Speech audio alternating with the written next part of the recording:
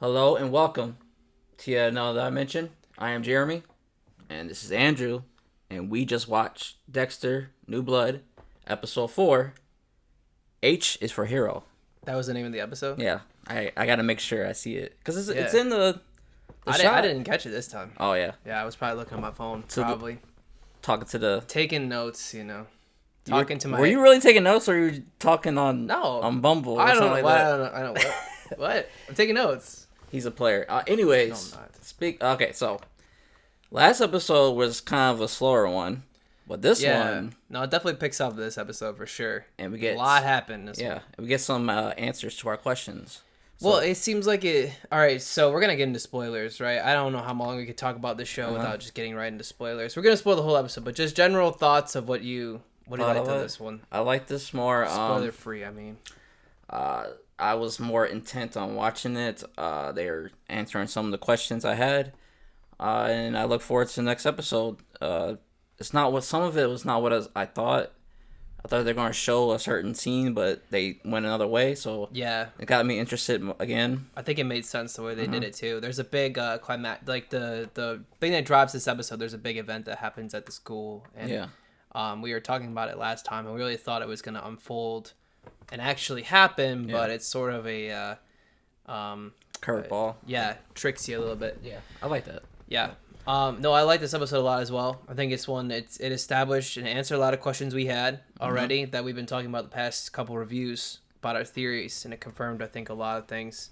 My question is, where do we go from here with the knowledge of what happens? And like the way that they're writing it, it's almost like they're giving us every piece of information, where usually Dexter is very like twisty, turny kind of writing. You don't know what's going on really. Yeah, so I can't tell if they're trying to trick us, and misdirect us, or if they're just giving us everything. It seems a little too easy, some of the reveals. Yeah, So, especially who the killer is. yeah. It was obvious at the first, and then they basically reveal who it is, unless it's not.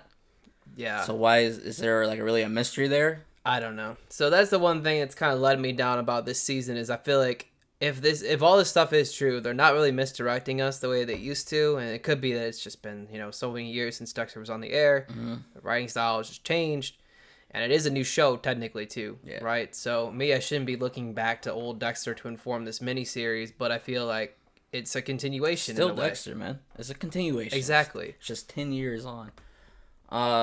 Yeah.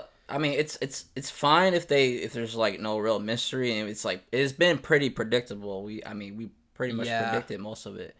As long as it's interesting and like the stakes is high, and the characters you care about, and it's like good drama. Yeah. I'm okay with that. But you gotta have that. You gotta have well written scenes and. Which so far I do. I really care about the whole cast of characters, like Dexter and especially Harrison. I think Harrison is a really great character. Yeah, so far, he's definitely the best written character and the most interesting.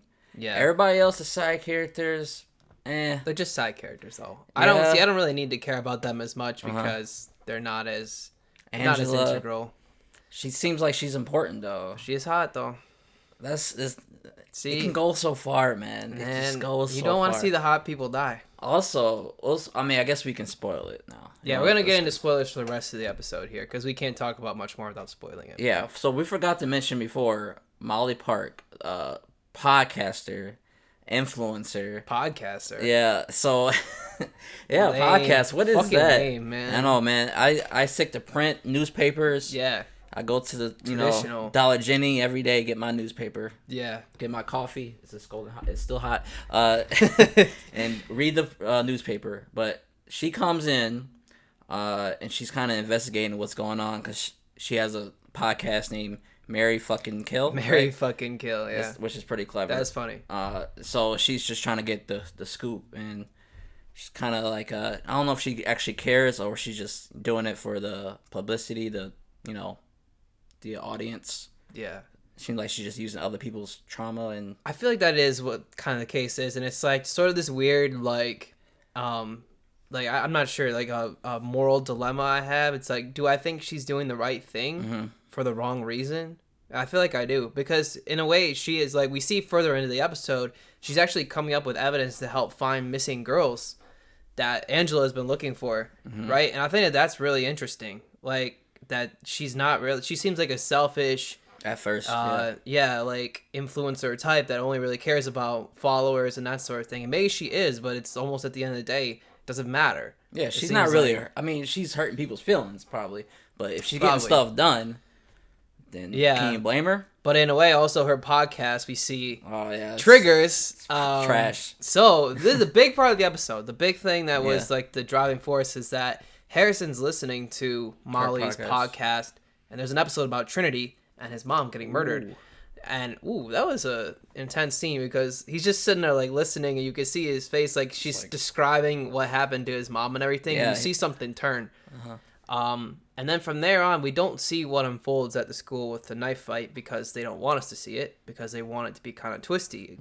I was not expecting it. I thought they were going to show it, but we see why though. Again, that's the Dexter I remember though. They like to misdirect you. And they do that in the episode, and they kind of make you think at first, maybe you believe Harrison, but Dexter doesn't fully believe Harrison. So what happens is, like, this Ethan kid that was in the last episode who got bullied and everything, supposedly has a kill list, and he plans to go shoot everybody, which we already kind of thought was going to happen, right? We as the audience already thought was going to happen. Yeah, we said that before. And then, but something unfolds at the school, we don't see it. Ethan gets stabbed, and so does Harrison. In the leg, yeah. Ethan gets stabbed in the leg. And Harrison in, like, the rib cage. Yeah. And then we find out later, something's suspicious, the whole time. And Dexter doesn't really fully believe it, the story. And then he's a killer, too. Yeah. So he basically deduces that it was Harrison that set the whole thing up. He slashed Ethan just to do it and stabbed himself. See how that feels. Yeah. Which I think I wonder, like, was he trying to kill him, do you think? Or does he know how to kill him? Maybe he's just trying to get the rage out, doesn't even really know what to do. Was it like act of passion with Harrison? Like he's probably had it inside him, and then like hearing that story. That podcast triggered it. Finally. But did he like bring Ethan to him, or did like Ethan come to him? You think? Like maybe they're just hanging out. It's probably just where they're like hanging out. Maybe because he was just sitting in the gym. Maybe you think because that's where it happened, right? Was in the gym? It was in the gym, and then probably Ethan came and like after hearing what happened to his mother, and he wanted to like just try it out. Yeah, and then he realizes I gotta get away with this, so he stabs himself. Very Dexter-like. Yeah, and I love the scene where he's at the crime scene. Okay, first of all, I don't know how crime scenes are so readily available to the public. Because he doesn't. It's not like he works at the school. Dexter doesn't work at the school. He doesn't work with the police either, yeah. Right? So it's kind of like, I wish they like kind of like maybe he like tipped off the guard or like the security like to get him out the way so he can go. I guess it is just a school, right? Yeah. They don't. I mean, a crime scene. All they ever do is put up like tape. But the thing is, I feel like there's always cops hanging around, right? So he must know when the cops are not there. Yeah. I guess it's a small town, so they can't monitor it 24/7. So once they get what they need to, they leave. They clear out. See, I don't know. I've never invaded a crime scene. Let us know in the comments below. Have you ever invaded a crime scene? Yeah, with all your experience investigating murders, let us know. But I really thought it was a little contrived because he just walks in there. Yeah. I guess I'm being nitpicky, but... Well, no, but it is a realistic show. Yeah. To some extent, we should, we can be nitpicky about it, I think. I just need that one, like, where he's just kind of like, oh, here's some donuts, like a garden and yeah, something just something. Just like a little quick scene. That's all I need to explain it. But anyways, because he's done this twice already. Yeah, just walked right into a crime scene. It is a small town. Whatever. I guess the other one, too, was on his land, kind of, right? Well, sort of. When he killed Matt. Oh, that's more believable. The school one's not believable. Because schools... They know who's in the building at all times. I swear, because of all the school shootings going on. Yeah, exactly. And especially when a violent act happens in the school, you'd think that they'd be more secure. Yeah, that's what I'm thinking. Like, because present day, maybe back in like the 90s, maybe, but now, no. I feel like because you need a badge, all that. Yeah, that's just me. Could be an oversight. But I think about the details. Pedantic, Pedantic, yeah. But okay, pedantic dimension. The pedantic dimension. I'm not gonna say that ever again. But I love the scene though where he's like recreating it with the image with of Deb. Yeah, that was great. I love that scene. Yeah, and like he shows, I even Harrison was lying. The beginning scene of this episode, there's like a sequence with Deb, and he's trying to figure out why Matt's father is lying about Matt dying, and they're like reenacting like a crime scene, like a crime board. Mm-hmm. It's just very like old Dexter, right? Like it's back to like the case solving. It's cool. I like that. And they did it again later in the episode when he's reenacting what happened with Harrison. And he eventually concludes, oh, Harrison just stabbed the guy. Yeah, when he's walking away from the bed. Yeah, and stabbed himself. And I wasn't a total shock because I kind of thought that as soon as it happened, they didn't show it. I was like, oh, yeah, Harrison's a bad guy. Yeah, and the Harrison was explaining like, how did he say he did? What happened? He said that Ethan had a knife and he was gonna kill people. Oh, he wanted Harrison to help him, Yeah. and Harrison was like, "No, I'm not gonna do that." dog. And then he came at him with the knife. And It's the knife. Yeah, it's a It's weak. weak story. But, I mean, but it's he probably supposed didn't to plan be, it. right? Yeah. And then I knew it that it was Harrison lying because he had the in Ethan's little book where he has like pictures of him killing the kids. Yeah. When he was FaceTime that one time, he never showed him the kill list because there's like pictures of like kids he wants to kill, and it's literally a kill list.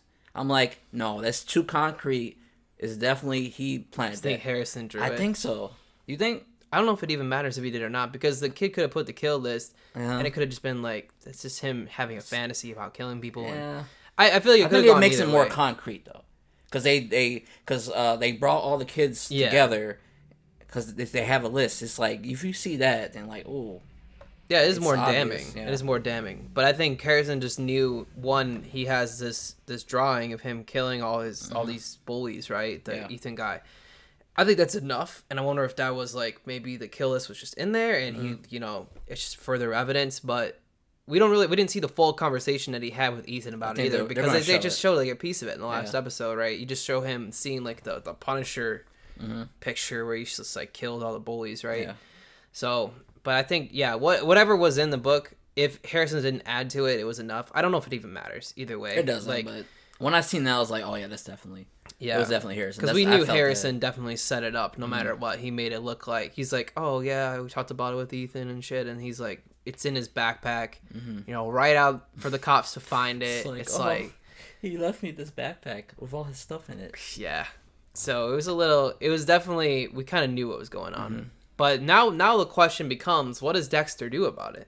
So it's like, and he knows, he found the switchblade. Yeah, he found a shaver. A straight razor under Harrison's bed in like a thing. It was all that flashlight, so it was inside the flashlight. Yeah, so it's like, so he kind of deduced that Harrison he's aware of like, that's what Trinity used to kill his mom, I guess, right? So he knows about it, yeah. Yeah.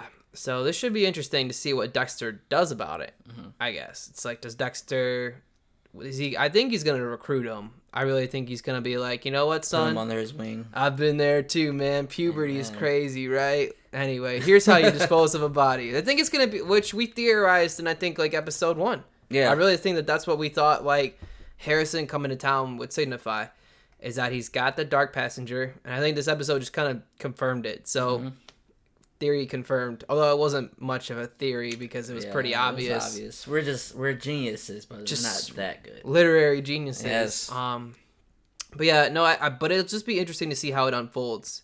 And it looked like in the last episode, Dexter had somebody on the table in the preview for next episode. So my question is, who? Ooh. Does he do it to Harrison? To show him, like, this is what I do? Does he do it to somebody else and then show Harrison? But then if he does, who does he put on the table? Questions. A lot of questions. Because Dexter needs to find somebody who's a bad guy. Dexter doesn't just kill innocent people. Yeah. Like, really. He kills people who are, like, have killed or done really bad shit. He killed LaGuerta. Wait, I know. LaGuerta. Yeah. Yeah. But he killed some innocent people. I think he had to get away with shit. Yeah. But it'll be interesting to see who it is. But I don't think it's gonna be the dad. So that's the other thing going on. Subplot. The Matt's dad. He's trying to fish for information from Dexter and kind of nibbles, but he said he nibbles at it, like trying to find information. So let's get into the other big part of this episode is the story about Kurt Caldwell. Yeah. Matt's dad, played by Clancy Brown, who we always thought was a big bad from episode 1. It's pretty obvious. Or episode 2 when he appeared. I'm sorry, episode 2. And it just seems like now it's all but confirmed, right? He has this girl that's like a homeless kind of, she's drifting from town to town, and she's staying at this diner that I guess the Caldwell family owns, which I didn't know either. Yeah. So he manages this diner as well. Okay, that's new information. So that's how he gets his girls. I guess so. So he offers her a job or whatever at the diner, and then at the end we see him escorting her to a place to stay, which is the cabin where some guy in a mask shot a girl earlier, right? So it's almost like they want us... Idiots. It just feels weird that, like, they reveal it that way. Like, why not reveal that he's the guy by just taking off the mask earlier? Because if we already think it's him, what is the twist there? Like, why build the mystery, I guess is what I'm saying. Why have the mask? Is there a mystery, though? Well, he's wearing the mask. That's the thing that gets me. So why wear the mask if it's just gonna be like, yeah, we know somebody it's him. sees him. Like, I guess they're not thinking of the audience. They're thinking about somebody that I know, there. but they need to think about the audience as writers. So I don't know why the writers don't show us to see. Maybe when he gets back inside, a scene of him taking off the mask, or him watching the girl with his full face. Again, we only ever saw his eye, right? Yeah. So why all the secrecy? Why all the mystery? Is what I wonder. So I wonder if there's just something to it that we're just not seeing it. I think we're just, or maybe I'm overthinking it. Maybe I'm like every writer in Hollywood is the smartest writer it's ever been out there. I think they just thought we wouldn't know.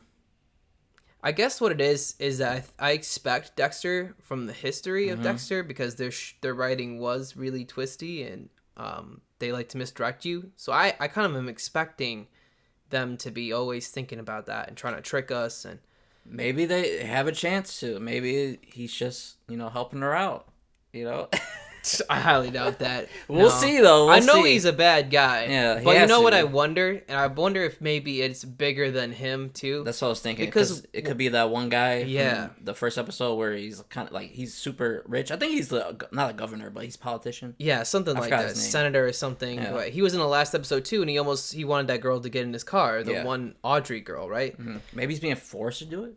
I wonder if it's just like a kind of cult, like a sex cult, pedophile trafficking ring. So it's like a bunch of guys in the town that are in on it. I know, but he just let her go, though. He didn't do anything to her, did he? Well, that's because Harrison was there, wasn't he? No. I'm talking about, like, the first girl he let out and he shot. What did he do to her? Did he, like... Oh, you mean the guy with the gun? Rape her, I mean? Huh? Oh, I don't know. Maybe he just likes to kill him. That's what... Yeah, so I think it's still interesting because I feel like it's too obvious. Hopefully it's not just obvious where, like, there's nothing, like, interesting about the situation. If it's just him, he just likes to kill girls, that'd be lame. But if there's, like, another layer to it... I think there is. Because why would they even include the politician guy in this show? Mm-hmm. Like, why even show him and make us suspect maybe it's him? I think he's the ringleader. That's what I think, too. Like, it makes it obvious that it's him, but then it's revealed that it's Clancy Brown.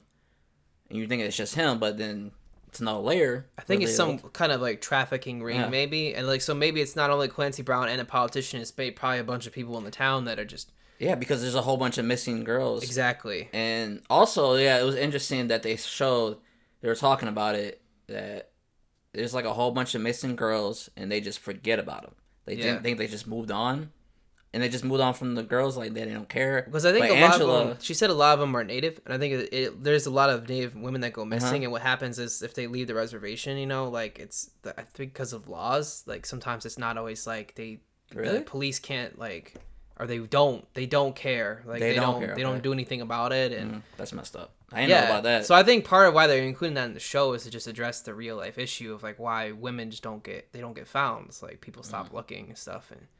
And my daughter or somebody I knew, I will never stop until I found a body. I think, and this is just in general across the board. I think if someone goes missing for more than like 48 hours or something, they stop looking or something. Or the police stop looking. I think so, unless they think that there's a chance that they're out there. If they don't have any kind of like. Man.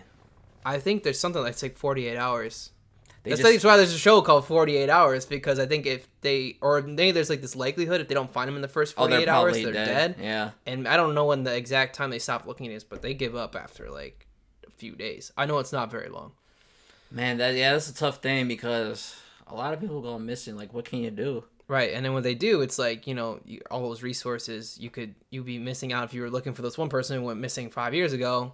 Then, unless there's evidence to point to where they could be, and I do see a lot in like crime TV shows. Like I even watched the show Mayor of Easttown, that was on HBO, and like it was about a bunch of missing girls too, and like, they never this one girl went missing before the show was ever there, and she never found him. Kate Winslet's character, right? Okay, Like, yeah. so it's like that happens all the time in like real life too. I think so. I like that they're addressing it in Dexter here. Yes, because I didn't really know about that. So it's good that they're telling me because I'm now more aware of it. Yeah, exactly. It's cool. And it's not being forced. It's not. It feels natural in the story. It does. It doesn't feel like any of the woke shit's being just shoehorned in. I don't think. Not yet. But I think for me, the biggest thing I'm interested in right now is like, who's the bad guy? Like, is it multiple bad guys? How far does the reach go? And then what's gonna happen? Like with Dexter, how does Dexter and Harrison tie into this? Are they I'm really more interested in that. Are they gonna be the ones to take him down? And if so, how? Right? Who's gonna die? And I really do think more and more so, this is gonna be Dexter handing off the dark passenger to my son, and like, he's gonna die at the end. Carry on my work, man. Dexter's gonna die, man. He's gonna sacrifice himself. I really think he is. And Harrison's gonna save the day by killing everybody. Maybe even like by like the last 2 episodes, Dexter will already be dead, and he'll be a ghost talking to Harrison. Oh yeah. Or maybe even like at the last episode. But yeah, I do think this is the end of Dexter. I really hope it is too. Because you know what? This was all about the show or Dexter the character? The character. Okay. Yeah. Well, and kind of the show too. Show, yeah, both. But I think Harrison's next. Harrison, the show. Youngblood. Oh God. No, please. Hire me, please. No. Showtime, hire me. This is proof that you shouldn't work in TV. No, but I mean, like, I think the whole point of this miniseries, right, was to give Dexter a good finale because they fucked it up the first time.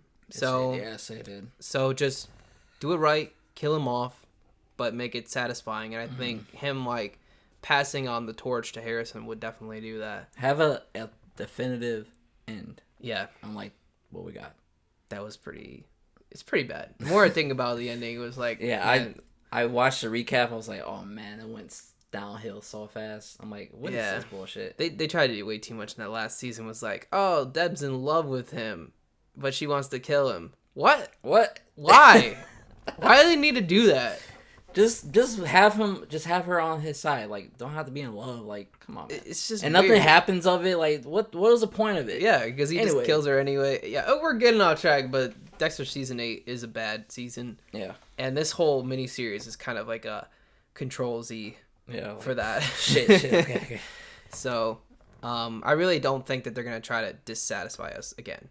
So I think in that regard, that's where they're headed, is to kill Dexter and just give him an end. And I think him dying, it's cliche when the character dies and that's the end of the story. But sometimes it's cliche because it works, right? It's satisfying.